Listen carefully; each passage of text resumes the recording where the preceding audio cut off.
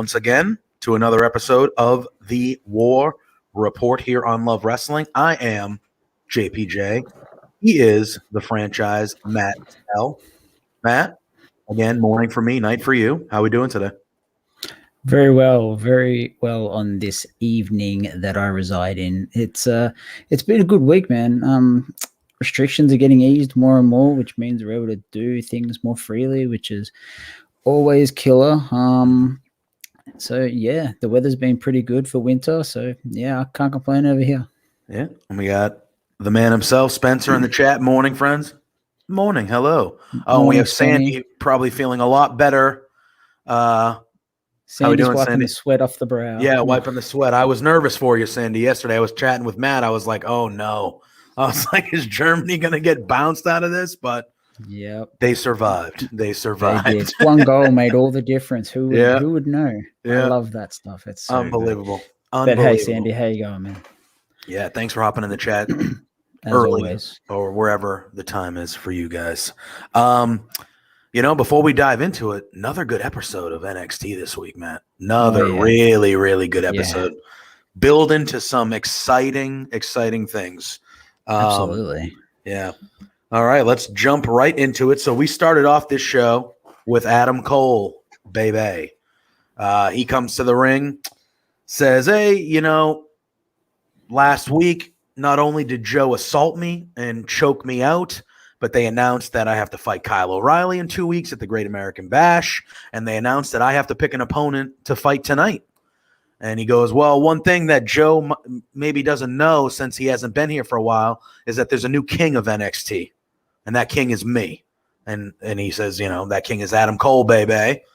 And he says, I'm not picking an opponent tonight. I'm not doing it. I'm not fighting. You can't tell me what to do. I don't listen to the rules. I'm Adam Cole. Gives the mic, there was a referee in the ring expecting a match, gives the mic to the ref. He's about to get out of there. And then we hear music and we see Carmelo Hayes. Big spots for Carmelo Hayes to start off his NXT career. First match, Kushida. Now he's got Adam Cole, so he gets in there. He says, hey, you might not know who I am, but I know who you are, and I think I can change your mind about fighting tonight. And Adam Cole goes, oh, yeah? All right. Humor me. What can you do? And Carmelo Hayes does a little callback. He goes, there used to be a saying. I believe it used to be called ruthless aggression. And Adam Cole's laughing, and he goes, yeah, same energy. And he slaps Adam Cole right across the face. And that's all Adam Cole needed. And then we get into a match. Before we start talking about the match, what'd you think about Carmelo Hayes being put in this spot? And what'd you think about the small, quick interaction that he had with Cole? Very, very good. I'm here for all and more of that. Yeah. This was damn good. He was, as you just said, he entered the Kushida Open Challenge 2 weeks ago. Great showing there. Kushida is one of the best in the world. And has been for many years. 110%. 110%. And here he is back 2 weeks later. The former Christian Casanova, Carmelo Hayes. Really big spots. Like, they don't put you in these spots if you're not any good. They obviously rate him inside the PC, and this is why. His promo work's going to get better, but this was a good callback. We know the ruthless aggression stuff works. Mm-hmm. He brings that energy. So same energy, good line because his energy's up. It's all about. But yeah, this was a really solid opener, really good, fun way to kick off the show. This is how I want my wrestling shows kicked off more often than not. Yeah, and I think, and with Ed, both of us are from Massachusetts, and Christian Casanova with Chaotic Wrestling here in New England in that area. He was their former world champion. He was a big time deal. You would go to these local shows and he was always near the top of the card. And, they signed him a little while ago, but now to see him in these first two spots like this, that's automatic trust. That is automatic trust from the guy in charge, Triple H, and those guys back there saying, yeah, we're going to put you in your first 2 times we see you on NXT television. You're going to be with the Cruiserweight champion, and you're going to be with arguably the greatest NXT champion of all time. Like, that's where we're putting you right to start. So that shows you the full confidence and trust that they already have in this guy right away. And like Ed says, another Massachusetts guy channeling ruthless aggression. Yeah, with Cena. Yep. It makes sense. It makes sense. Sandy, great to hear. Rock on, man. Doing That's the right awesome things. news. That's awesome. Awesome news. I'm happy to hear that for you. Absolutely stunning news. And then we get to the match, and Ed has probably seen more Christian Casanova matches than me, but I've probably seen more Carmelo Hayes, Christian Casanova matches than maybe a lot of our viewers. He is good. He is good. And he proved it. He was in there with NXT's best, and he held his own. He was selling his ass off. I thought, towards the end of the match, I thought the sell that he did on the Panama Sunrise was unbelievable. He almost did like a handstand out of it. It was very, very good. Yeah, it's very subjectable, that sell, but for me, amazing. Yeah. Yeah. And just in general, I thought this match was really good. I mean, the winner of the match was never in doubt. You knew Adam Cole was going to win this match, obviously. Yeah. But it didn't matter. They were trading kicks and flips, and it was really, really good. I thought that they have made Carmelo Hayes, even though the 2 times we've seen him have been in defeat, they have made you already know that he's going to be a big-time player going forward, putting him in these spots. Yeah. Absolutely. Absolutely. But yeah, this match, solid opener. Hayes is such an athlete. It's just he's very good. Big things for him if he keeps up this pace and this energy. So good. Pluggo, what's going on, man? Yeah, I want to say hello to Throwback and Pluggo in the chat. Throwback as well. Good to see you, my friend. I do agree with Pluggo here, though. Adam's Cold Music. Yes, I wish. Yep. I wish there was a way they could have done the Roman Reigns thing and just had him carry the Undisputed Era. He was the leader. Let him take that music. That music was just so good. It would have been the ultimate heel shithead thing to do. Yeah, that music is just that song. He always says, "I was the Undisputed Era," so why not define it by taking the music? Yeah. Yeah. Yep. And Sandy, like Sandy just said, 100%. he literally just said, yep. And then he said that he did like that sell. He literally spiked him. Yeah, I thought and then Spencer says, yeah, but when Undisputed Era inevitably reunites, it's going to be insane to hear that music again. Do we think that? I mean, Canadians being right. It's true. It's true. Yeah. But yeah, I thought, like I said before, we keep on moving on. I thought, sky's the limit for Hayes. And he's definitely, I mean, granted, I haven't seen him in person in a long time, but, a few years with everything that's gone on and stuff like that, but he's definitely bulked up too. So he's bigger, he's leaner, thicker. That guy's got a future ahead of him big time. But yeah, I do think UE inevitably at some point, you can't not go back to that well at some point. Yeah. Well, we're going to be talking about quite a few of the UE guys tonight as we get into this show. We then get a backstage segment. We see Frankie Monet back there with Aaliyah and Jessie Kamea. And she's saying, tonight's going to be a really big night. Aaliyah and Jessie have a tag match against Zoe Stark and Io, and she and Frankie Monet is fighting again. And she terms the phrase, she goes, they might as well start calling us the winner's circle. And she says that, and right as she says that, Robert Stone comes out of the locker room wearing he had a suit, and the things on the suit like crossed over his open it was very bizarre.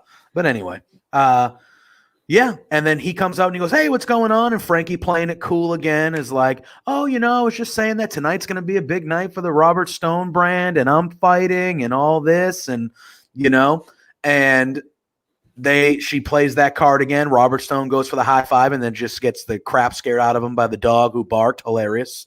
And she walks off again. Second week in a row, they're teasing that these girls are going to probably end up with Frankie Monet and leave Robert Stone high and dry. They even came up with a potential name for the group. Mm-hmm. All for it. How are you feeling about this? Yep, and I'll have more to say on this when we get to the Aaliyah Jessie Kamea match. Mm-hmm. But I'm here for this trio. I really am. It's different. It's outside the square. It's just, I don't know. I'm here for it. I'm here to see what they can do with it. Frankie's a star. Aaliyah's been around forever, and Mhm. Jessie's just got that look. You know, she's tall, Yeah, she's big. she's athletic, Yep. she's attractive, she's got everything that they want and need in a talent. So there's no reason why this trio couldn't work if booked correctly. Yeah, I agree. And yeah, it seems that that's the direction they're going. It seems like, and we'll get into it obviously more, but it seems like NXT is going, or they seem to be having a trend of group or faction. There's a lot of them down there now. And there seems to be more coming possibly with this one. And, so I'm all for it. I love faction warfare. I think that was some of the best stuff of the Attitude Era, besides like the Stone Cold stuff, was that there were all those groups. New Japan has been faction-based a lot. AEW has a lot of group. Like, I'm all for that. It gets more people on the screen. It gets more people involved.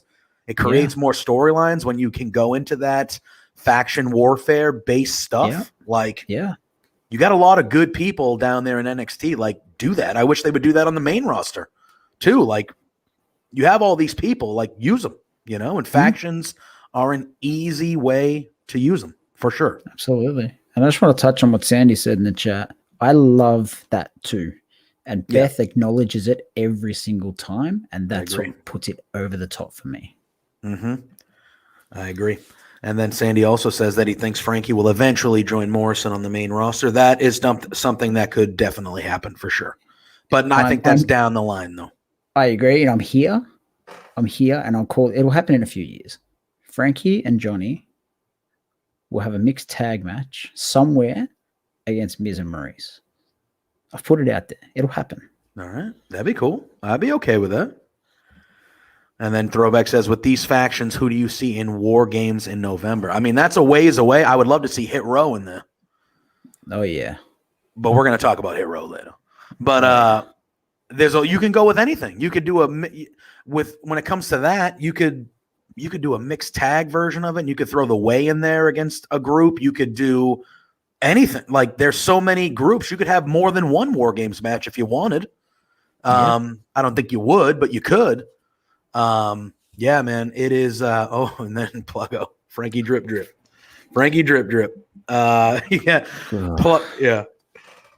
We then have a backstage segment with Zoe Stark. She is asked why she came to EO's defense last week, and she said, "Hey, when I made my debut here, EO gave me my first big break. Like, she was my first match, and that was just me repaying the favor." We then see Io Shirai walk by, and she goes, "Zoe, I respect you, but I don't like you." And she keeps walking away, and you see Zoe like kind of smile at that, and she goes, "Mutual respect is all we need." And she leaves.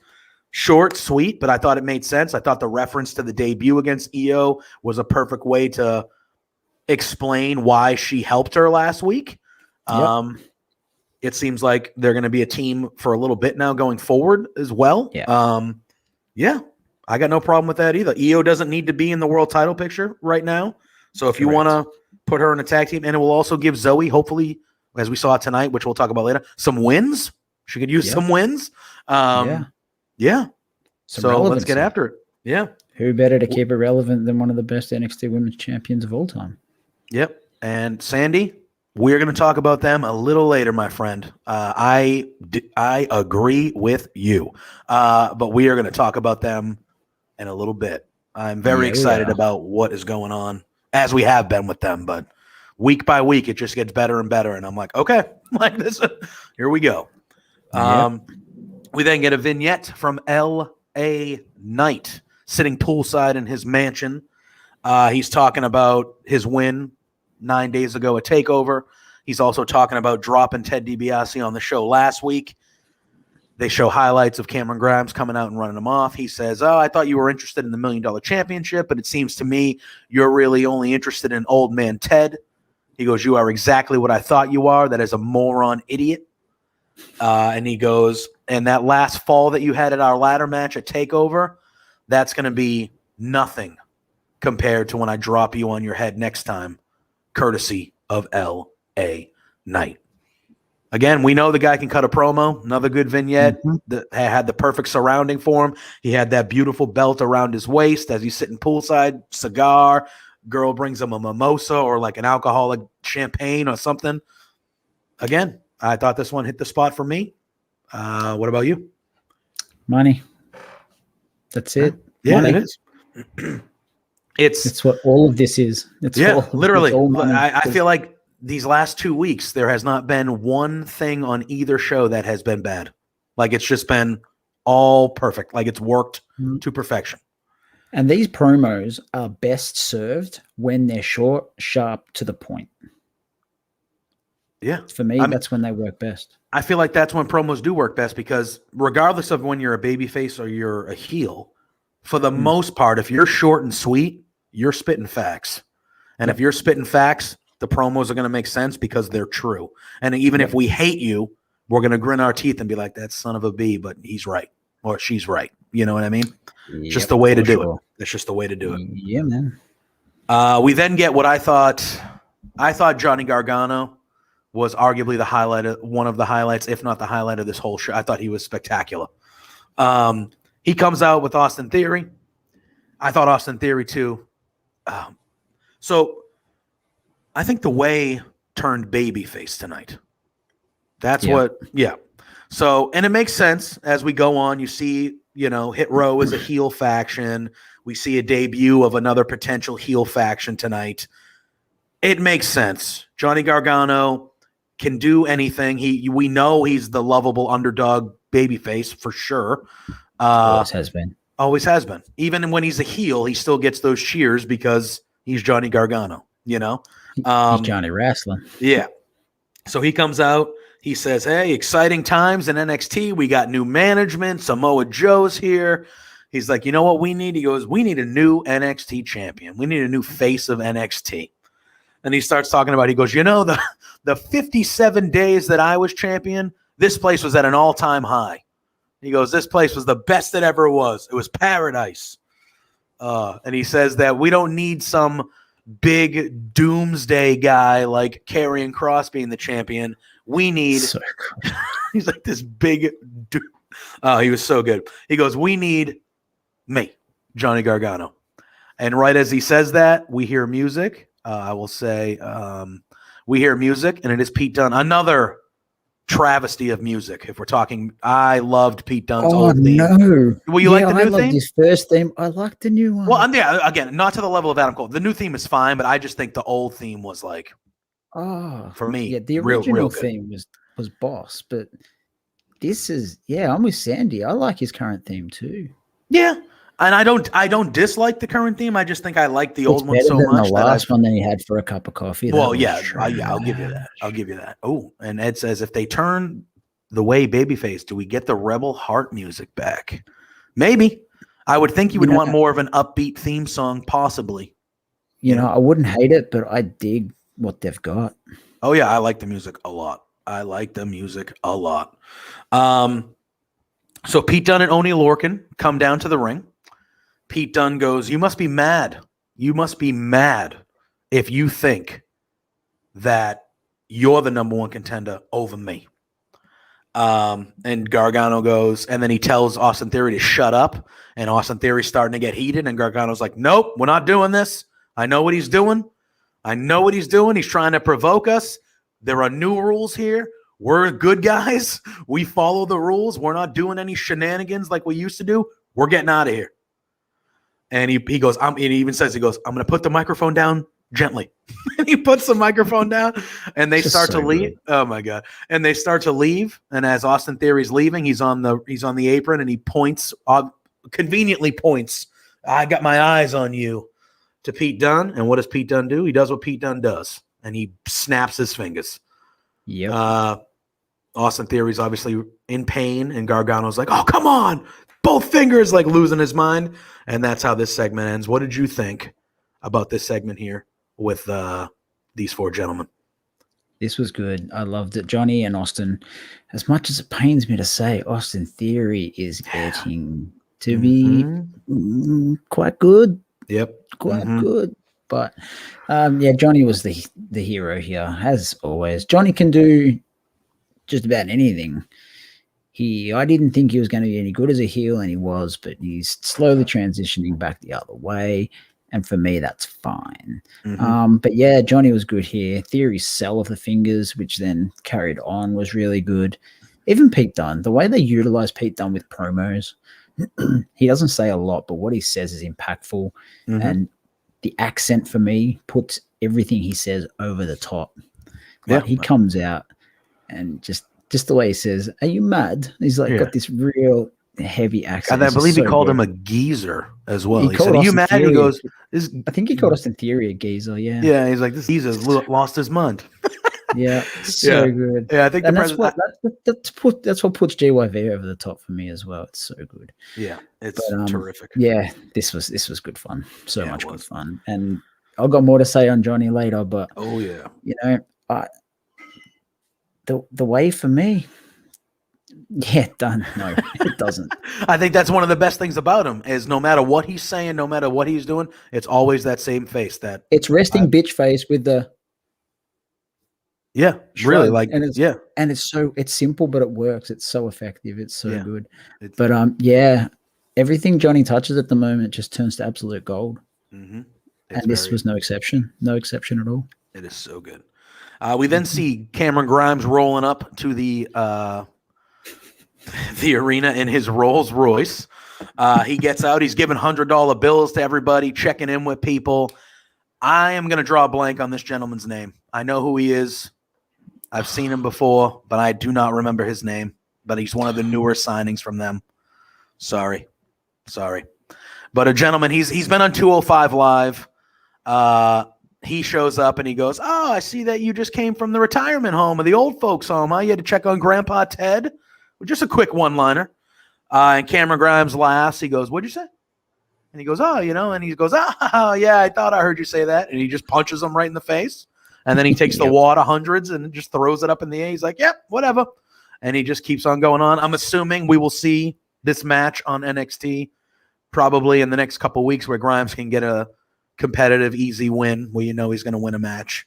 I feel bad that I can't remember this gentleman's name, but I remember when he got I was signed. hoping you knew who it was. I'm sorry. But I knew the chat knows who it is. They can help maybe the chat can help us, but I'm assuming this will be a match that we see in future. But a small little segment. It's the only time we see Grimes on the show, so not once, and that's it. And if they're going to be continuing. I love they kept DiBiase off the show too. Selling the beating he took is so good. Yeah, can always count on Sandy. Yeah, Sandy going to do the dirty work for us, like the champ he is. Gotta love him. We then see Adam Cole backstage, and he is asked about Kyle O'Reilly, and he immediately interrupts the interview. He's like, "Nope, not doing it. Not talking about Kyle O'Reilly. I don't care about his match with Kushida. I do not care."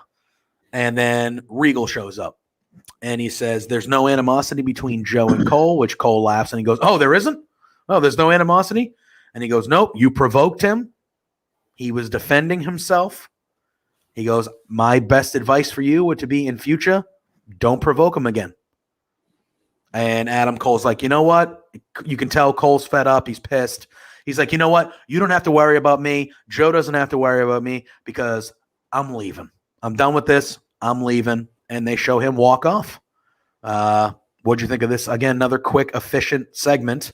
What'd you think of this with Cole and Regal here? Cole's good, man. He's in rare form since he come back, to be fair. Like he's always good, but he's just, I don't know, got this different intensity about him at the moment. And I'm here for all of that. There it is. Sandy got it. Ari Sterling. Yes, I knew it began with an A. I knew it. But he's been on 205 Live and doing some stuff down there. So there you go. I don't mind those cameos. It's all good. But yeah, the fact that Cole thinks he was hard done by just works into the heel persona. The behavior. It just works. It was short, sharp, effective, and like any good WWE program, we know that he ain't gone. Oh, yeah. Well, yeah, you kind of had an idea like, all right, that seemed a little too easy. That seemed a little too easy to get rid of Adam Cole there. Yeah. We then get, again, another hilarious segment with Johnny Gargano and Austin Theory. They are going to Regal's office, and right before they get in, Johnny's like, "Oh, he likes it. He likes it when we knock." He likes it when we knock. So he knocks, and they open the door. You hear Regal say, come in, he open the door, and Johnny does the, hey! Like, he's so friendly. Hey! How's it going? Oh, man. He has a new pencil because he broke a pencil. He has a new pencil that he put. So Ed, I agree. Every bit of this segment was so good. So he's sitting there. He puts the new pencil in, and he goes, you see what happened out there? We're the good guys.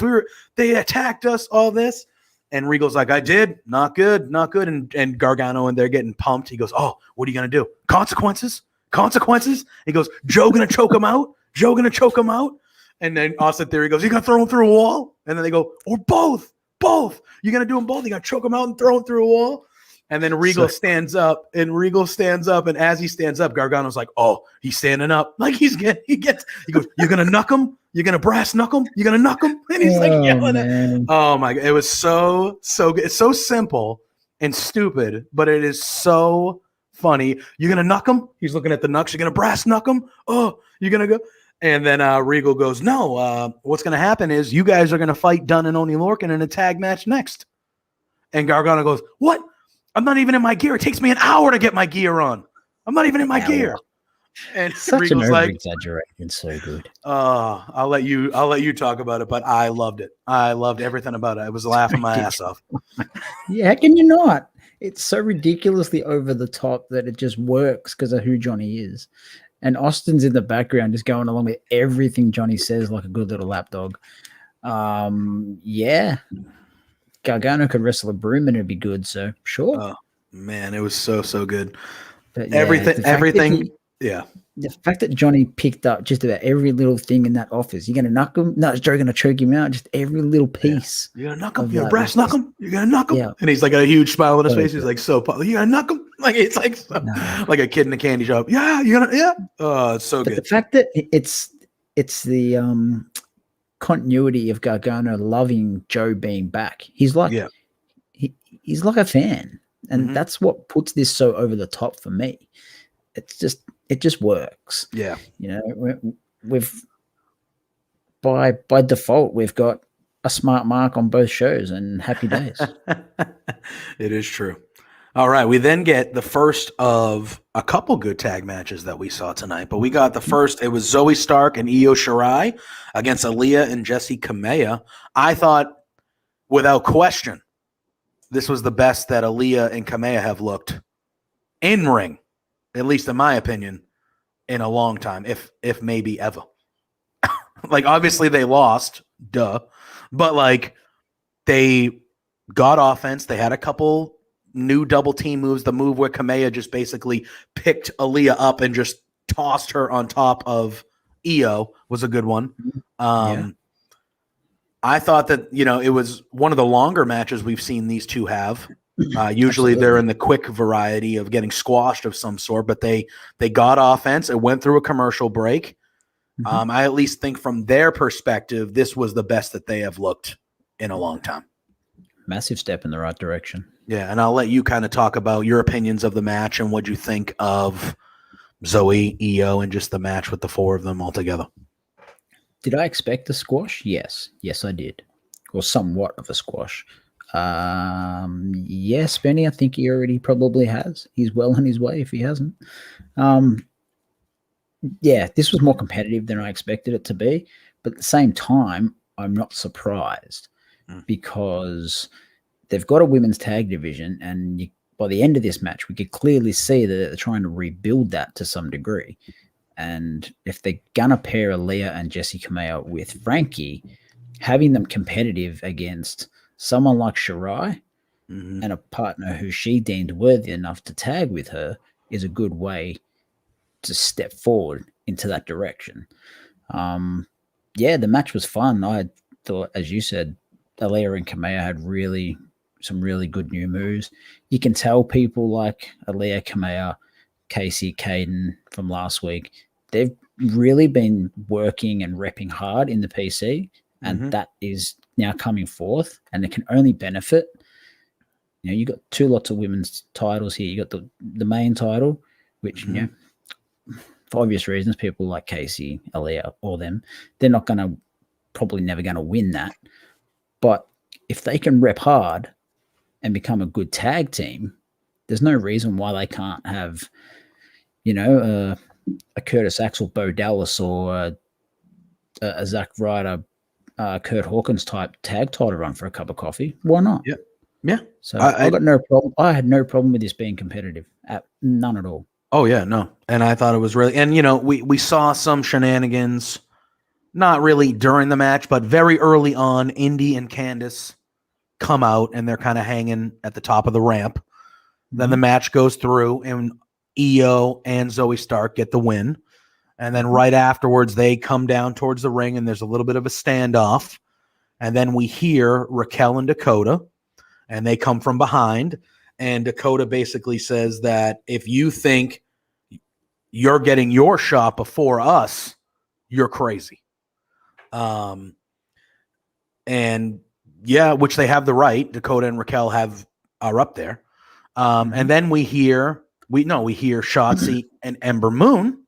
They show up at the top of the ramp. This might be the only thing that I had critiques on NXT tonight, because I thought this promo from them two was not that good. Shotzi shouldn't be allowed anywhere near a microphone.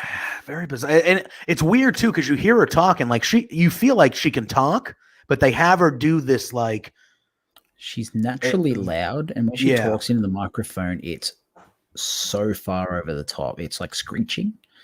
It just, I don't know, it sort of pierces your eardrums a little bit. Yeah, so they come out, and Ember at first was saying facts. She said, "Hey, we beat Dakota and Raquel for a number one content. Like, we beat them before, so we should be the number one contenders. You guys are all crazy. Like, we have the wins and whatever." And then it kind of just derailed into like Shotzi was like, "Oh, I think they forgot," and Ember did this really long like what thing that was kind of odd. And then Shotzi, like you said, she was like, she has to go to like this kick there, like she does like that type of it was just like, not. It's like she's a death metal lead singer. It was, exactly. And I get it. Like that's that's her lifestyle. She's punk rock, metal, cool. Yeah. It doesn't work for me on that side of things. Yeah.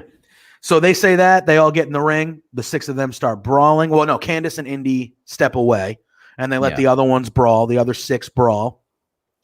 Joe comes out. Security comes out. They break it up. And they announce later on that that next week we have a triple threat women's tag match between these six. It will be Zoe and Io versus Dakota and Raquel versus Ember and Shotzi, and the winner will be the number one contenders for the NXT Women's Championship.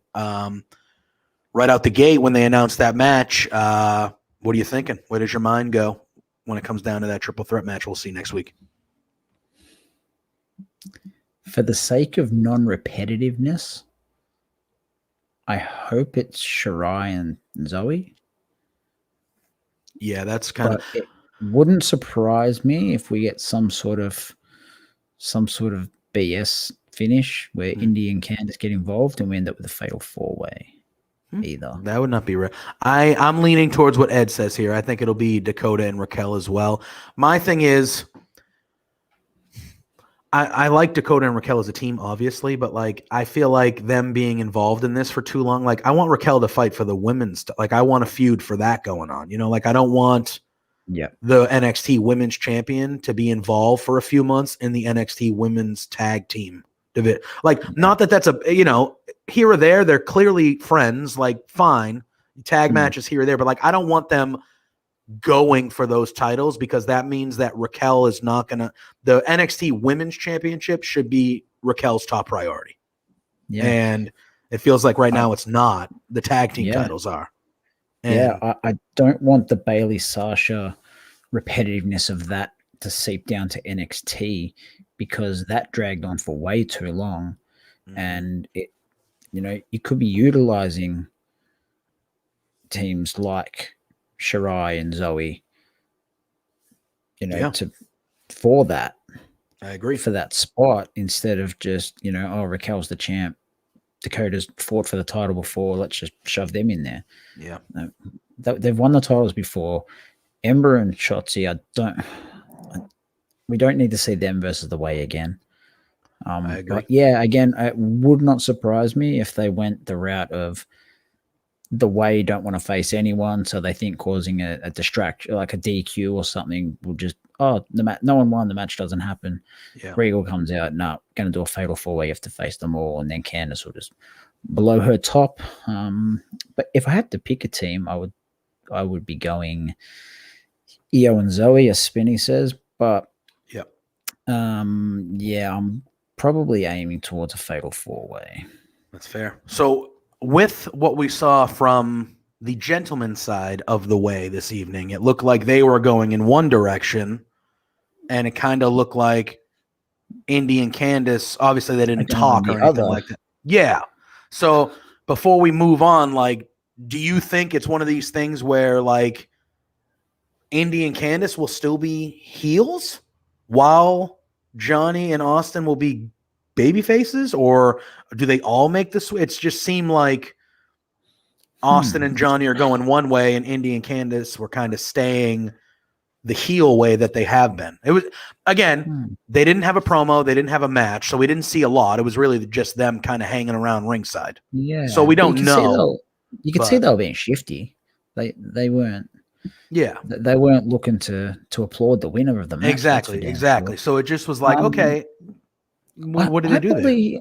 I reckon they could find a way to make the ways stay together, but have the women as heels, have the men as faces. It'd be a dynamic. I don't think we've seen that before. Yeah, you could have Johnny, and I've got more to speak about Johnny in a minute once we get to the next match, but I reckon you could have a way where, like, every time they interact, or most times they interact, you could have Johnny say, what are you doing? Regal and Joe are trying to create this good vibe around here. You come to our way, and then she's like, no, the way we were doing things is the right way. And I don't know, you could create some sort of dynamic like that. It'd be interesting, that's for sure. Yeah. But if all of them went face, I wouldn't be against that either, because Candice was a good face too. Oh yeah. They're all going to make whatever they do work, because they're all really good at what they do. Even Indy, in theory, you can see the growth in both of them.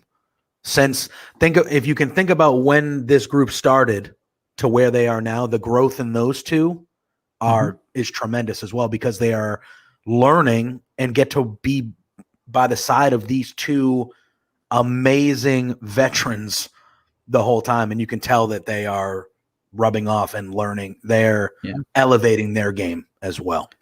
Or even something a bit out of left field.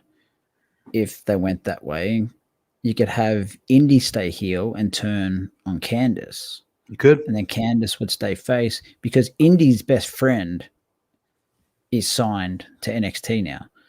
So Indy could turn on Candice, align with her best friend, stay as a heel. Because her best friend, Steph, she's like 6 foot something. Oh, she's really? like Raquel size. Wow. So she's, she's a good sized woman. And that could be something that they tinker with, maybe. That'd be cool. Yeah. Something different.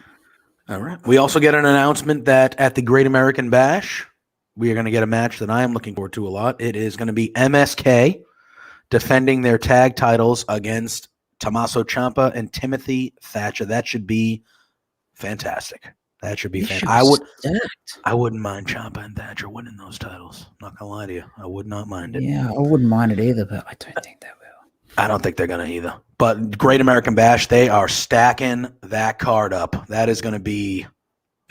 That's looking like it's gonna be quite that. Basically, almost like a takeover of sorts. The way that they're stacking that card, very, very. Yeah, good. Man.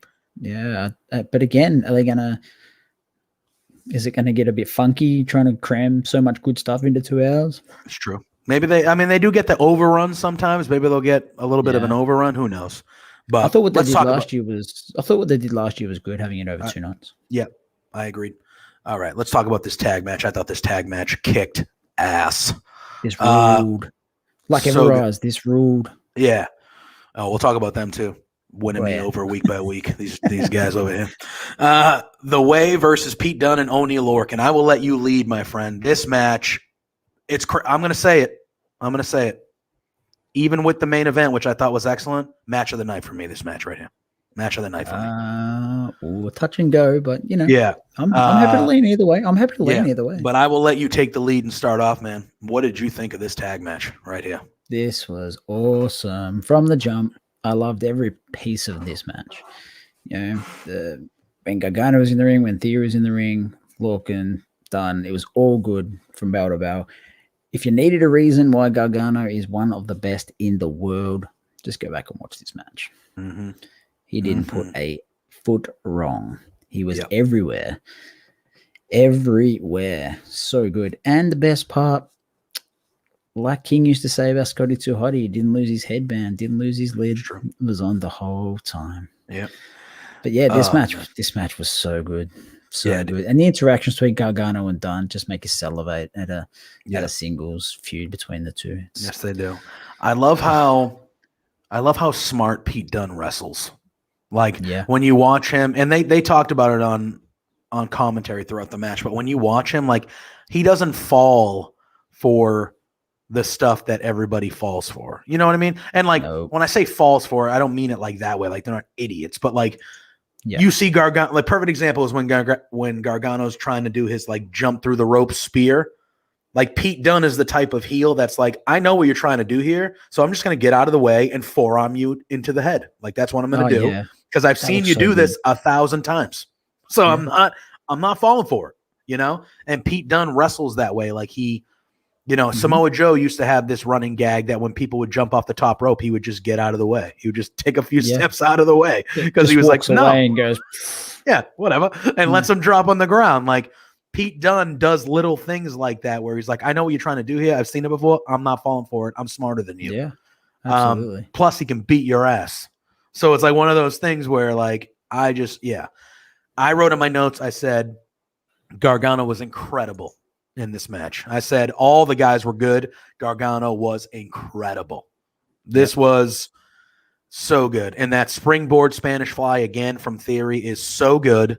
It looks so good. I love how Johnny even kind of set it up. It was so good. Yeah. Yeah. And then, you know, for, you know, kind of being the afterthought, unfortunately, of the four guys, like Oney Lorcan did his part. He's a violent, aggressive wrestler. And him and Dunn actually pair pretty well together. I like the trio when Birch is around. I do too. Trio. Yeah. And I even like they even added a couple double team moves to their arsenal tonight because they obviously don't team a ton. Dunn is clearly a singles guy, but like, yeah, man, everything about it when it broke down at the end, it was so good. Johnny hit the tope swinging DDT on Dunn on the outside, and then he just did perfection from the start. So good, and then right into the one final beat on Lorcan for the win. Like I said, and you know the main event was also excellent when we'll get there. But for me, like when this match hit its apex, I was just like, whew, I was loving it. Riveted. Yeah, I agree. I loved this match. So Gargano and Theory get the win. Gargano slides out of the ring near the bottom of the ramp, and he's kind of starting to celebrate, and we just see Karrion Kross come out of nowhere and hit him with that running forearm or elbow to the back of the head and lays out Johnny. So, I am one. You want to give me Karrion Kross and Johnny Gargano for that title? Okay, all in on that. That'll be fantastic. Little guy trying to outtake the big doomsday guy, as he called him. I am all on board with that. This leads to we'll just combine the two. This leads right to Karrion Kross and Scarlett walking in the back, and they walk right into Samoa Joe. They have a little bit of a stare down. Karrion Kross goes, "Hey, these new rules, it's unless provoked, right?" And Samoa Joe goes, "Yeah." He goes, "Okay, remember that, unless provoked." And Samoa Joe gets out of the way, and he goes, "By all means, champ." And he lets him walk away. And that turns into a little bit of a stare down between Joe and Scarlett, which I kind of liked. It was different. It was a little different. Instead of the full-on stare down with Kross, you get it with Scarlett, which was a nice little touch. And then Joe turns around. And then Joe turns around, and we get, for the second week in a row, a hefty stare down between Samoa Joe and Pete Dunne. That makes me think 2 weeks in a row, maybe in the future we might get a Samoa Joe Pete Dunne match, and I am drooling thinking about a Samoa Joe Pete Dunne match. That would be near the top of the list of my excitement if that were to ever happen. I would be very much excited for that. When it comes to wrestling bucket list type matches, that's up there. Yeah. So that's for sure. what did you think of the stare down with Scarlett? And leading into, obviously, I know you probably feel similar to me with the Pete Dunne stuff, obviously. But what about the part with Scarlett? Did you think that foreshadowed anything, or with the rumors we're hearing? And we could talk about that a little later, maybe after the show before we get out of here. What'd you think of it, man? My mind. Yeah. Well, you know what? If Cross is going to the main roster, let Johnny beat him. I mean, yeah, we can talk about it now. Yeah, so Karrion Kross, Scarlett, and Bronson Reed have been Bronson Reed and Karrion Kross in particular. Not Scarlett. Yeah. Well, they're not going to put them together on the main. That's what it seems like. Nope. That's bizarre. He was on main event by himself. Yeah, he fought Shelton Benjamin, right? Story says he's going to Raw, Reed's going to SmackDown, and Scarlett will be staying put. Apparently. It's bizarre to me. That's why the interaction with Scarlett. Because she's probably going to stay down there and be involved. Joe interests me greatly. Yeah. Greatly. All right. I mean, it's good for those guys. Cross has always seemed like a guy that should have probably just gone to the main roster right out the gate to me. And Bronson Reed, a guy of that size with that charisma, he can talk, he can do crazy things in the ring. Like, you knew when Vince found out about these particular two that he was going to be like, yeah, okay, like, yeah, they're coming up to me. It's just crazy. I said from the jump, his injury against Keith Lee, Cross that is, was the perfect opportunity. It was a blessing in disguise to a degree, because that way you could get the NXT title off him, have him get himself back and healthy, and not have to bring him back through NXT. But they chose to give him the title again, and now they're in a position where he either has to get beaten on NXT or he has to vacate the title for a second time in order to go up to the main roster.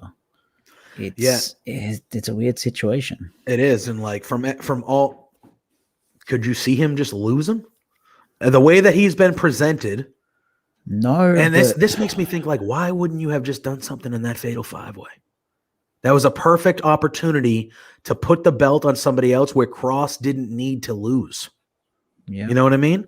Like, I thought Cross looked great in that match. He looked like the dominant champion you wanted him to look. But then, and maybe they didn't know at the time, even only a few weeks ago, maybe they didn't know that Vince all of a sudden would be like, oh, I want that guy.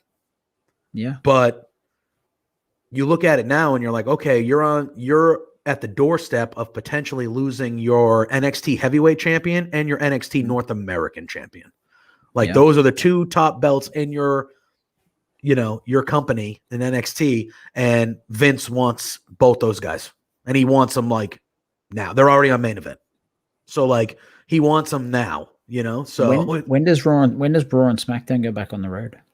I think July 16th is the first live. It's a SmackDown, so I'm thinking from that point. So another 3 weeks, roughly. Yeah, and they're having a draft. I believe there's a draft tentatively planned for August. I believe either right before or right after SummerSlam. I'm expecting both of those guys to be involved in that draft. Yes, so there is time. There is time. Obviously, it's just the only other way you could do it with Cross is some sort of triple threat at TakeOver, the next TakeOver, where he doesn't get pinned. So, I don't know. Interesting, but it's crazy. It's interesting. I call it interesting, not crazy. It's interesting for me. It is interesting because I'm curious to see how they get out of it. Yeah, it is true. It is true. Reed's a bit more clear cut for me. I think you can. We've seen him lose before, so But I think we're on the same page with that one. I think we're going to talk. But the cross stuff very interesting. We'll see where they go. Yeah. All right. We then get Frankie Monet in action again against Elektra Lopez. Didn't get a full entrance, but she posed and did her stuff. So I don't know if she's a future player. This is the first time I can remember seeing her. But she was there. This one was not a squash, but basically a squash kind of thing. A little bit too much offense from Lopez for me. A little bit too much. Nothing too crazy. But, like, it shouldn't have been as much of a struggle for Monet as it was. It seemed like there were a few times in the match where it was like, oh, she's having trouble here. Like this person's giving her trouble. And I didn't think it needed to get to that point. But she hits the road to Valhalla for the victory. Another relatively quick match victory for Frankie Monet. Just a tad too much offense, in my opinion, for Lopez. What did you think about this match here? I love Frankie, but this was flat. Yeah, it didn't do much for me either. Didn't do much for me either. And I don't know whether it was the lady she worked. I'm not sure. But, it saddens me because I love Frankie. She's cool. But yeah, I just look forward to seeing her get put in there against a higher quality talent moving forward, to be honest. Like we know what Frankie can do. We don't need to see her beating up on enhancement talent too much. And if she is going to prey on enhancement talent, don't make it semi-competitive. Just, I just want to see her just destroy people. Yeah, I agree. And, it's unfortunate because I think they do have people from the Performance Center, and I don't know if Elektra is one of those people that they're going to, make something out of or something like that. But I feel like NXT doesn't have a ton of people, at least on the women's side, that have a ton of experience where they can be in that enhancement role, and they're going to give you it looked like during this match that Elektra was a little green, fine. And it showed a little bit. Like you said, it was flat. I think flat is a good word for it. It wasn't bad by any means. It was fine. No. But they had Cora Jade in this. Sandy, we're talking about Frankie Monet. They had Cora Jade in the spot a couple of weeks ago, and that was solid. Yes. They could have used someone like Priscilla Kelly, who they've got on their roster. That would have been someone they could have used in this spot. That would have been fine. But yeah, the match wasn't bad by any stretch, but no. It was a little flat. Yeah. Like even Frankie didn't seem as aggressive. Like against Cora Jade in her debut, she was, she's really aggressive and she's, yelling, getting in her face, saying, "You want to come at me," and all this sort of stuff. But there was none of that. Yeah.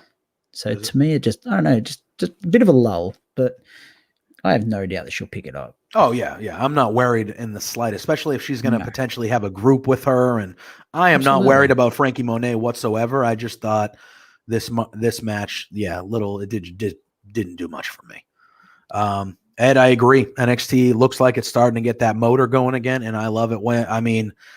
NXT has always been consistently solid and good, but like when NXT has that motor running, it is, in my opinion, the best wrestling out there, or it can be. Man, I'm very excited about where NXT is heading, and I'm very excited about where we might be heading with this next segment. We have Bronson Reed in the back. He's asked about Santos Escobar and everything he had to say last week. Bronson Reed says he's perplexed. He goes, I don't understand Santos Escobar at all. First I squished him, then I squished him through a barricade, then I beat him. What does he need me to do here? Does he need me to squish him all around the arena? And he starts kind of looking all the way around, and he turns around, and we see Hit Row.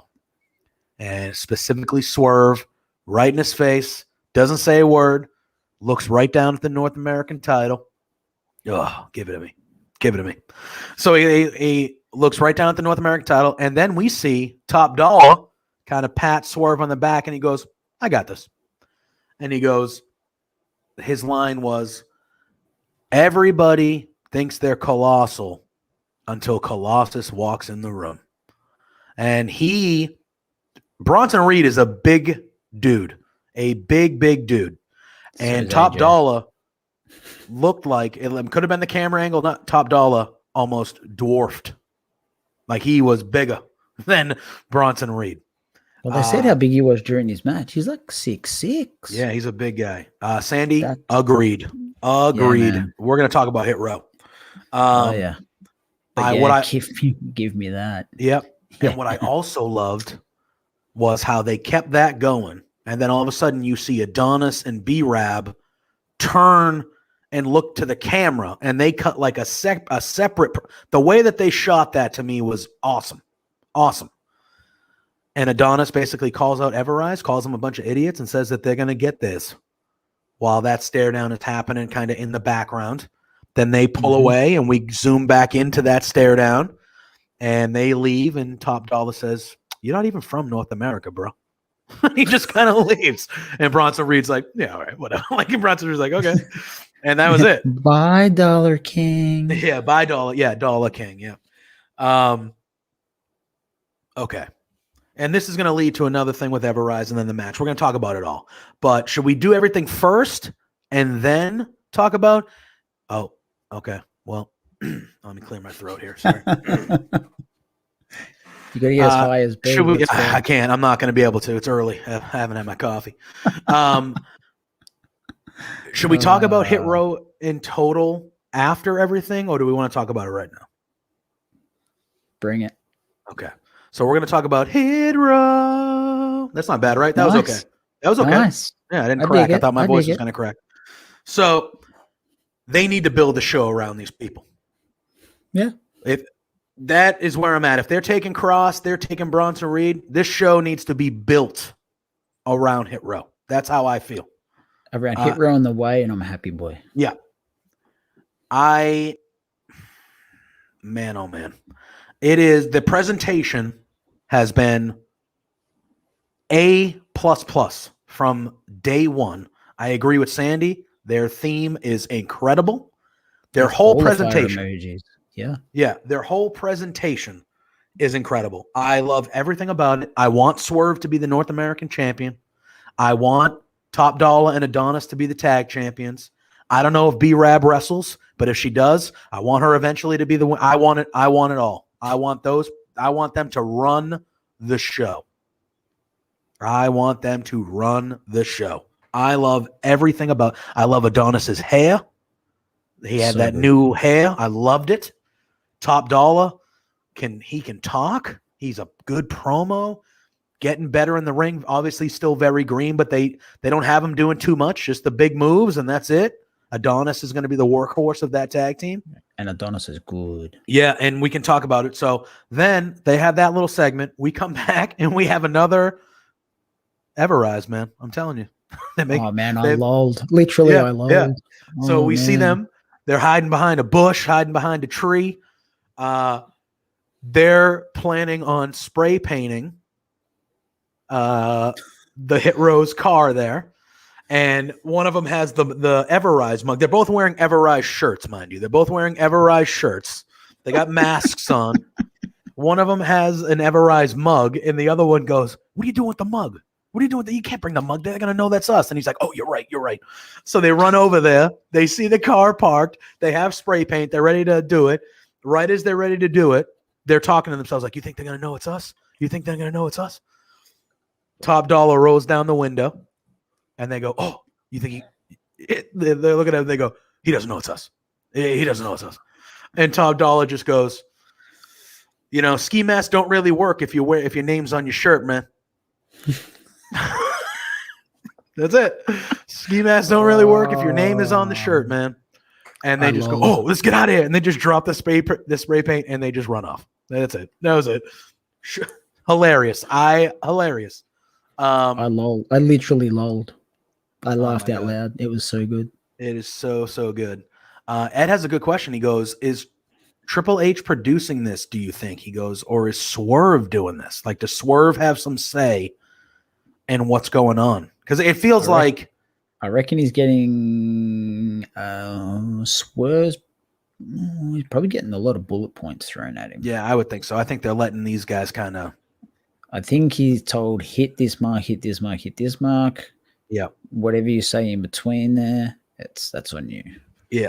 And so that leads to the tag match between Top Dollar, Adonis, and Everrise. Another thing that I liked, yes, great drop kick on by Adonis. Tremendous. Yes, absolutely. One thing that I also liked was, I like how in the match Adonis kind of like snapped a little bit, and B-Rab had to like yell at him from the outside, like, "Yo, they're like, whoa, calm down." Whoa. Yeah, her and Swerve were like, relax, calm down, don't kill this guy, like, calm down. I like that. I like that. But again, this match is everything you would expect. Everrise got their moment where they kind of one-upped Top Dollar, and he flew to the outside, and they did their high five. Everrise rule reminds me of O'Doyle rules from Billy Madden. Yes. O'Doyle rules. Yep. So they kind of did that thing, which obviously infuriated Top Dollar. Yeah. He gets back in the ring, takes him out, and we saw a double team. It was like a power bomb into a running neck breaker of sorts. It's kind of a nasty landing. I'm sure they'll clean that up the more they do it and practice it. But yeah, and they get a quick win. Even the pose afterwards with like B-Rab laying across Swerve and Adonis's legs with the record, which that record is on Spotify, and it's real. That's a real record on Spotify that they made. Yeah, man. Like Sandy, like all of us, like I am loving this. All of it. I had a friend over and I had told him about Hit Row. I was like, you gotta watch this group, pay attention to this group. And he hadn't watched NXT in a little bit. And I was like, just watch this whole thing. Hooked? Yeah. He was like, oh man, that was good. I'm like, yeah. I'm like, yeah. I go, that is different. That is something me watching wrestling for 25 years. That is different. This is something that I feel is unique and different. I like everyone involved. I love Swerve. Yeah, man. I'm going to be glowing about them every time we talk about them. So we've seen the rap gimmick before. We've seen it, R-Truth, Road Dogg when he was with R-Truth across multiple promotions. We've seen it, but this just hits different. It's cutting edge. It's current day. Yep. You know, hip hop. It's Sandy's full of all the facts. Yeah, he's got facts and everything, but yeah. Hashtag facts. Yeah, man. I am I'm all for this. Yeah. And moving forward, like I said, obviously you have a ton of talent, but I think if you were to build a certain section, if not the majority of the show around this group, especially if you're about to lose your heavyweight and North American champions and maybe a few more to the draft if they want to move people up to kind of replenish the roster on the main roster. Yep. Hit Row is a group that should be the focal point, in my opinion, of NXT moving forward. They are it. They're the things, as good as NXT has been, and it's been lights out these last 2 weeks, Hit Row is the act that I want to see the most. I want to see where they're going. Every time they're on the screen, I'm interested. Like Sandy said, the studio promos have been amazing. The stuff backstage, everything has been amazing. Yeah. So absolutely. Let me ask you a question. Yeah. When he was feuding with Leon Ruff, didn't someone say that after he was done with Leon Ruff, Swerve should take a step up? Yeah, I believe so. Didn't a smart man once say that? I believe so. I believe he did. I think it might have been you. Yeah. Would you call this a step up? I would call this a giant leap up more than a step up. I don't care what you call it. Yeah. I was right. Yeah. Hey, it's why they don't call you the franchise for nothing over there. Hashtag facts, baby. Hashtag facts. We then get, I could talk about Hit Row forever. We then get Mercedes Martinez in the back, and they announced that next week she's going to have a mixed tag match against Xia Li and Boa. And Mercedes Martinez is like, all right, cool, I'm down with that. I don't got a ton of friends around here, but I'm down with it. Like, I'll figure it out. And she gets attacked by Xia Li, and security kind of holds off Xia Li. And then you see Boa not attacking Martinez, but he's kind of like pointing at her as she's on the ground, like blah, blah, blah, Talking smack. And and Jake Atlas out of nowhere comes and kicks Boa in the face. And he goes, well, it looks like I just joined this fight. I'll see you next week. So it looks like next week we'll get that mixed tag. It'll be Mercedes Martinez and Jake Atlas against Xia Li and Boa. I'm all for Jake Atlas getting more time on the show. I think the times that we have seen him, he has been very good. So NXT is against LA Knight was got a victory. So you know what, Sandy? That's not a bad idea, man. I'm okay with that too. But yeah, I thought. I think that, that mixed tag will be fine. I'm all for, like I said, I like Xia Li, like Sandy says here too. Like, I'm a big fan of Xia Li and where that's going. Coming around. Yeah. And like I said, Jake Atlas having a more prominent role on the screen is A-okay with me. Absolutely. He's come a long way since, Ciampa tried to decapitate him on the railing underneath the ring. Yep. 100. He's very good. Very, Yeah. very good. Mm-hmm. Very good.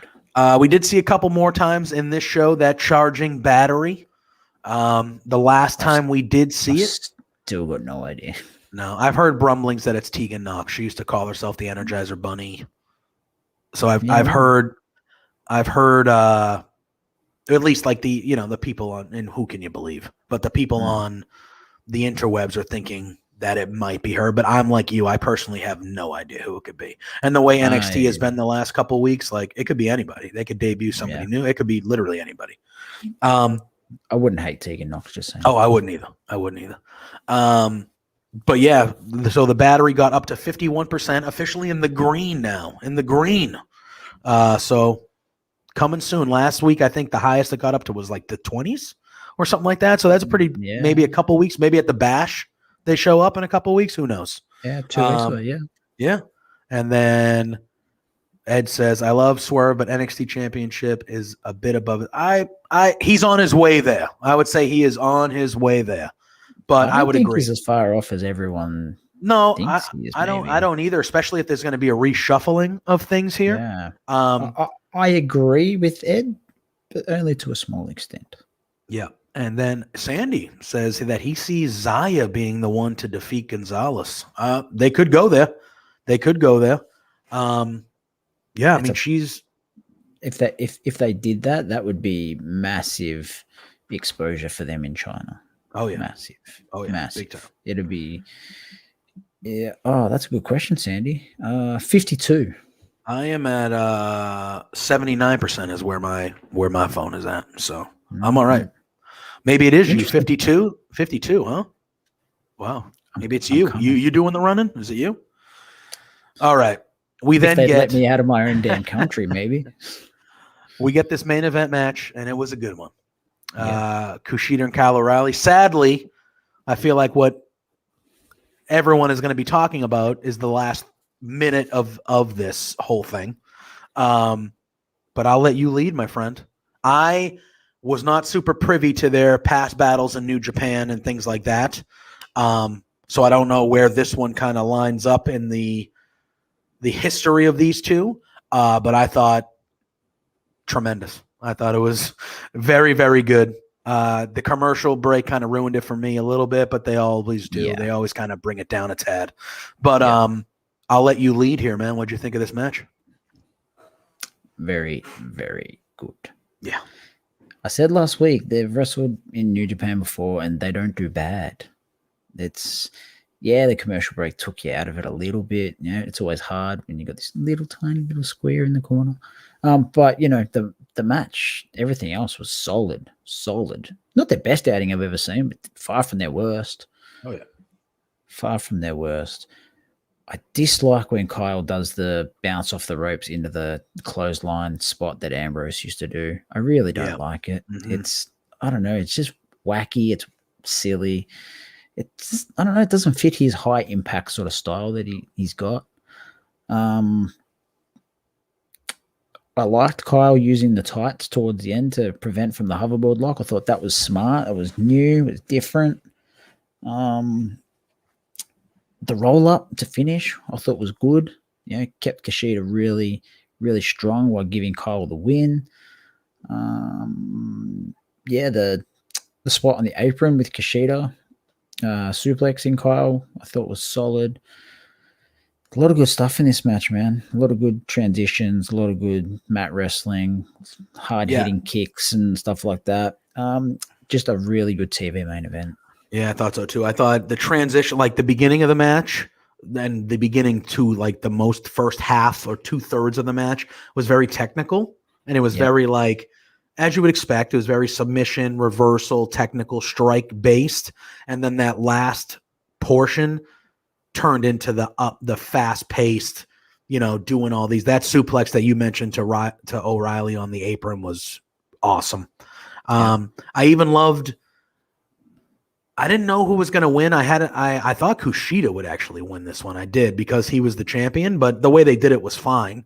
I don't think it mattered either way, honestly. But I even loved how Kushida was working the arm throughout the match, and he has the hoverboard in there at the end, and Kyle just gets the best of him for the quick, like the roll up victory. Like, people complain, and I am one of them that complain about roll up victories a lot in WWE and NXT. This was not one of the roll up victories I complain about, because this one was done in the part where there was, first of all, no distraction. Like, they were just hard hitting, hard fighting. And he was like, oh, I have an opportunity here to try to win. Like, some of the best matches we've ever seen have ended in like roll-up pins. WrestleMania 8 with Piper and Bret Hart, he did the thing in the corner where he did the kicked over and did the roll-up. You know, WrestleMania 3, small package, won the Steamboat Savage. Like, roll-up wins can be fine. Way more than fine. But when you see them 3 or 4 times on the same show, and half of them involve distractions where the person looks like a moron. See, this is the perfect example. I think you can see it on the same week. You have a roll-up victory between Kyle O'Reilly and Kushida that fit. It made sense. Perfectly okay with it. And then you have a badass match like Drew McIntyre and Bobby Lashley in Hell in a Cell, and that roll-up victory to beat Drew didn't work. I look at both of those and I'm like, that is the perfect example of how a roll-up victory should be done. And that is a perfect example of how it shouldn't be done. Yeah, I thought this match kicked butt. I thought this match kicked a lot of ass. Yep. But what happened afterwards is even a bigger deal. We see a sign of respect in the ring between Kushida and Kyle O'Reilly. They shake hands, they hug, and then we see Adam Cole show up. Shocker, I know. But we see Adam Cole show up. He starts brawling with Kyle O'Reilly. They're brawling near the announcer's table, and they kind of go through where the crowd would be, kind of towards the back. Yep. And then we see a guy in a hood attack Kushida from behind. And he's beating the crap out of Kushida. We then see Tyler Rust on the apron. And then we see Hideki Suzuki on the apron. I don't know much about Hideki Suzuki. I did not know his name when I first saw him on Tuesday night. But I did my Google research on that one. And then the hood comes off, and it's Roderick Strong. And the 3 of them are in the ring. And then we see Malcolm Bivens, who I'm very excited about. We see Malcolm Bivens. He walks in the ring. He has the Cruiserweight title. He shows it off to Roderick Strong, and he says, this is what we're after. And he goes, this is the Diamond Mine. And he starts clapping. And then that's it. The Diamond Mine is open for business. The Diamond Mine has arrived in NXT. What do you think about this, my friend? This is a big debut of a new faction. Apparently, according to like Sean Ross Sapp and other people, this has been in the works for months and months, even before Roderick Strong did the retirement thing with Regal on NXT television. Yeah, man, I am excited for this. This looks like it could be cool. I hope there are more people that join. I hope it grows. And like Ed said, Malcolm Bivens on TV every week, all for it. They have tried that poor bastard with that many people. It feels like this is the hopefully one, this one sticks. Yeah. Hopefully. And I reckon it will. Yeah. Talk about it. What'd you think? Yeah, what'd you think when you first saw this? What did you think? I disliked the Kyle O'Reilly Cole brawl. Okay. I didn't think that was necessary. When it comes to Diamond Mine, I loved this. A lot of people said it was underwhelming. A lot of people said this. A lot of people said that. Blah, blah, blah, blah, blah. I personally, and wrestling is very subjectable. That's why we love when people hang out here and chat and tell us what they think. I personally love this. And before we came on here, thanks to Louis Dangour's Twitter, I saw a photo that he got from somewhere. I'm not too sure. On NXT TV on the 23rd of the 12th, Malcolm Bivens said, Tyler Rust is not a rookie. He's a diamond in the rough. Yep. I was going to bring that. On the 3rd, 2021 on NXT, Finn Balor said to Roddy Strong, you'll never be a leader. You'll always be a follower. Long-term storytelling is alive and well. And I know Mr. Parrish loves long-term storytelling. Oh, yeah. And I'm here for it. Long-term storytelling is amazing when done right. And this is a small sample size of it done right. And I like how leading up to it, they gave you no intention that this was going to be a group. With the vignettes and everything that we saw from the Diamond Mine, we were all talking and we thought, oh, what is it going to be? Like an MMA type, like a Raw Underground, but a little different type. Like we were thinking about, oh, this is going to be like a new arena or a new what. We were talking about all these things, but not once, even smart gentlemen like you and myself, not once were we like, this is going to be a faction. Not once. At least in my mind, I didn't. I assumed Roddy was going to be a part of this because it just made sense. He'd been away for a while, done what he needed to do. So I assumed Roddy, it was a fair assumption. I think a lot of people had the assumption that Roddy would have something to do with this. But if you were to put those two sentences I just said together and you came to the conclusion that those two men, in Tyler Rust and Roddy Strong, collectively were going to be paired with Malcolm Bivens and Hideki Suzuki to form Diamond Mine, then you're a liar. Ain't no one, unless you were told by an insider, knew who, in totality, who there were. Yeah. Now, no chance. Not a chance in the world. Do you know much about Hideki Suzuki? Personally, no. No, okay. I don't. I was going to ask because I didn't know. Obviously, Japanese wrestler. I knew, I guess from everything I kind of read since this happened, a lot of people thought he was just going to go to NXT as a trainer. Like that's what a lot of people thought. They didn't think that he would be involved in any storylines or, things of this nature, but apparently he's going to be. And I thought for what he did, like they were all just kind of standing there, but when he was standing there, no facial expression with his arms crossed, just kind of looking down at Kushida the whole time. I thought, yeah, man, exciting things, new factions, new groups. I hope, like I said, I hope they add people. I wouldn't mind seeing a woman in there at some point. Obviously the easy one would be Marina Shafir being Roddy's wife. But I wouldn't mind a female person in there at some point. I wouldn't mind, there's a lot of ways you can go with it. And when you see new groups, it's very, very exciting. And I think with this group specifically, we all know how good Roderick Strong is. Like we all know that. And he has that undisputed, like he's a big deal, right? So if you're presenting him as the main guy, it works. And then you have Tyler Rust, who's good. And from everything I've read and seen on like social media and the YouTubes, like Suzuki is good. And you have Malcolm Bivens who can talk and he's funny and he's serious and he's charismatic. Like, yeah, man, this is going to be good. This is going to be good stuff. I'm just reading it here. It says, in 2017, Fighting TV Samurai named Suzuki the MVP in Japanese independent wrestling. Well, there you go.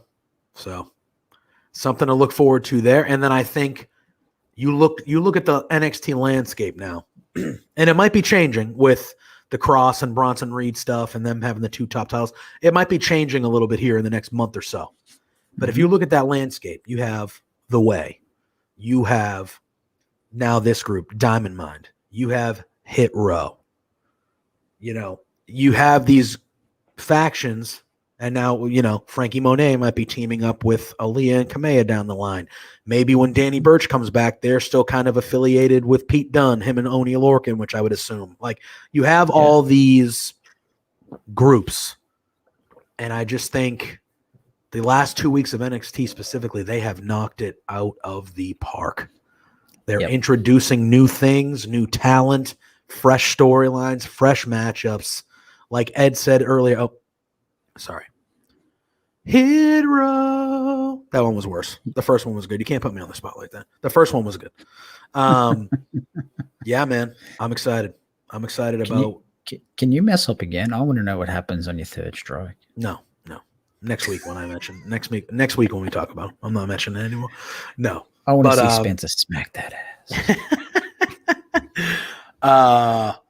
Yeah, man. NXT is exciting, and I think Yep. There's a lot of things to be excited about what we might see throughout the summer here with NXT. I think, and I don't think the reshuffle, if Cross and Reed and maybe a few others go up to the main roster, I don't think that's necessarily a bad thing, because I think NXT has proven, they've given you a track record that, like, when people go, they don't really miss a beat that often. Sometimes there might be a lull here or there for a small, but they're always constantly going. And I think when Triple H or, the main people that are in charge, when they know things are happening like that, they get creative, and we know what they can do. They're good.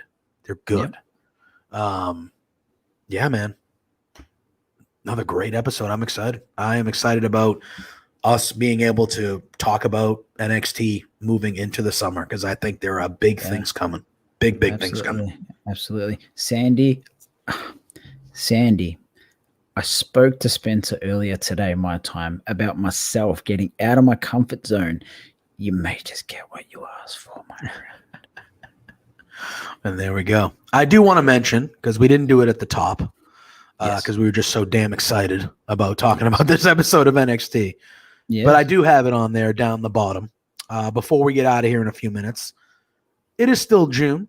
It is still Pride Month. We here at Love Wrestling are still raising funds for the Trevor Project. We have a big night tonight in store, which we will talk about that at the end of the show. But as you can see strolling on the bottom, the link is donate.tiltify.com/@LoveWrestlingCA/Trevor Project. As you've heard throughout the month, we are trying to raise funds for the Trevor Project. It is a great organization that helps out in the LGBTQ community. Suicide awareness, crisis awareness, but they just help out with any problems that anyone might have.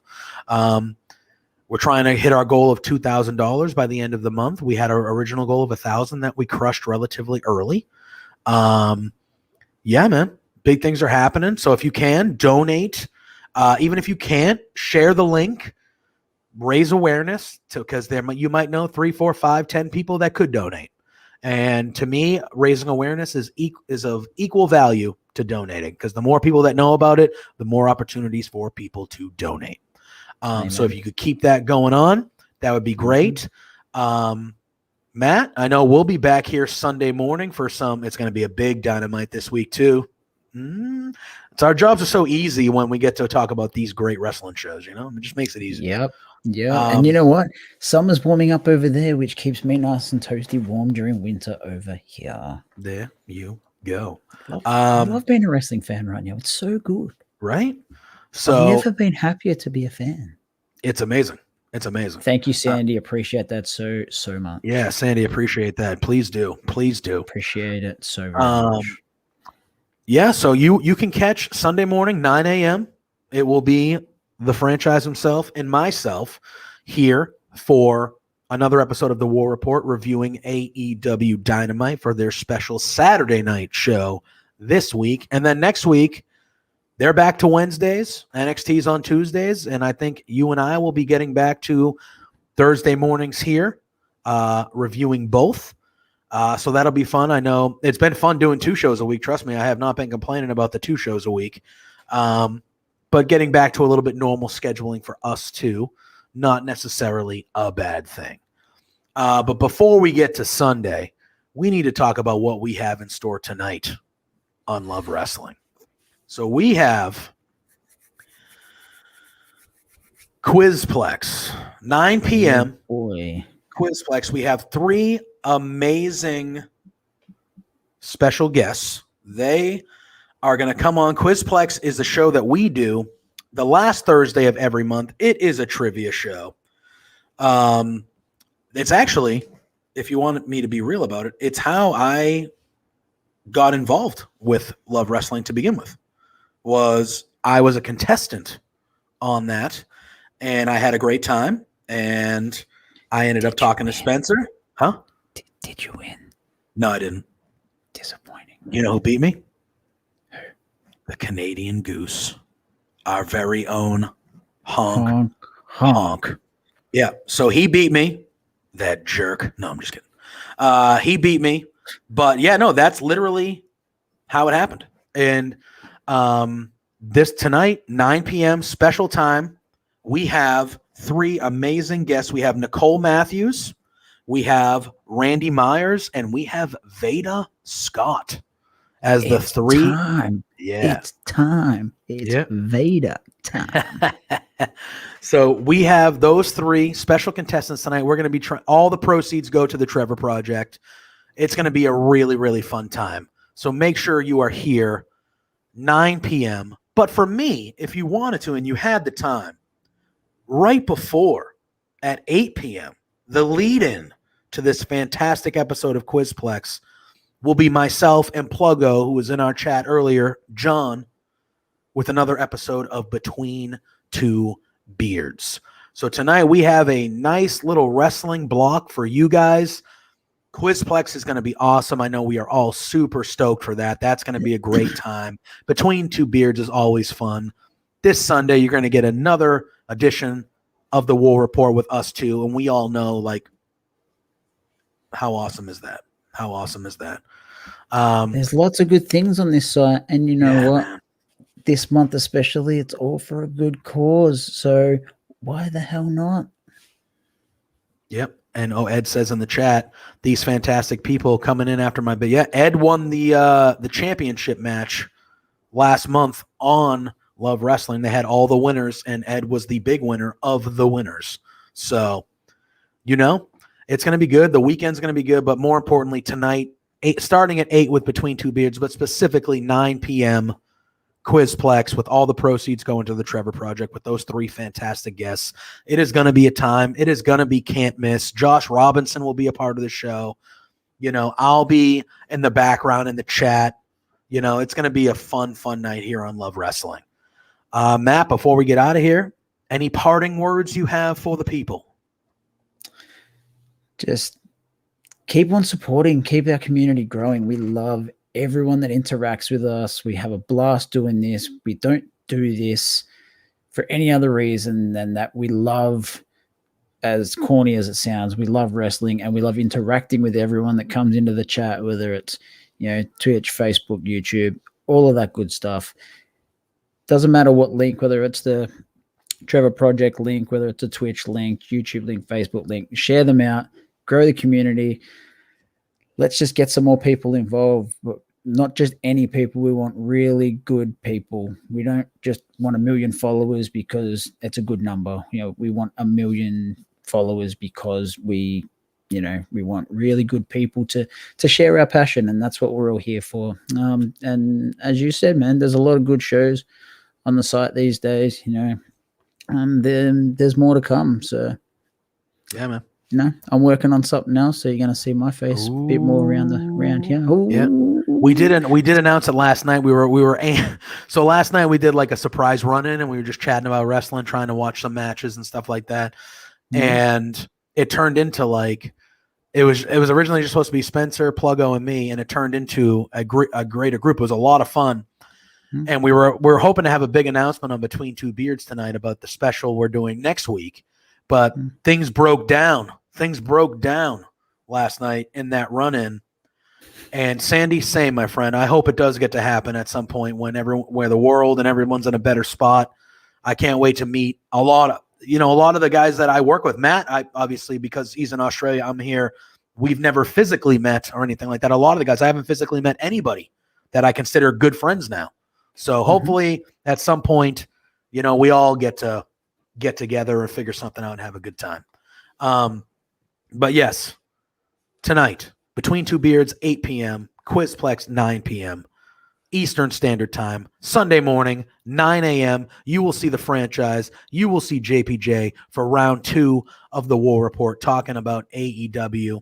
Please donate to the Trevor Project. The link is down there on the bottom. Thank you all for joining us. Really good chat participation today. We appreciate it. We want to have the chat participation in all of our shows, but specifically on the War Report, it helps us decide. We already know what we're talking about, but it definitely turns the conversation to other topics that we love talking about. So thank you all for joining. Thank you all for participating. And Matt and myself will see you all very much Sunday at 9 a.m. for another edition of the War Report.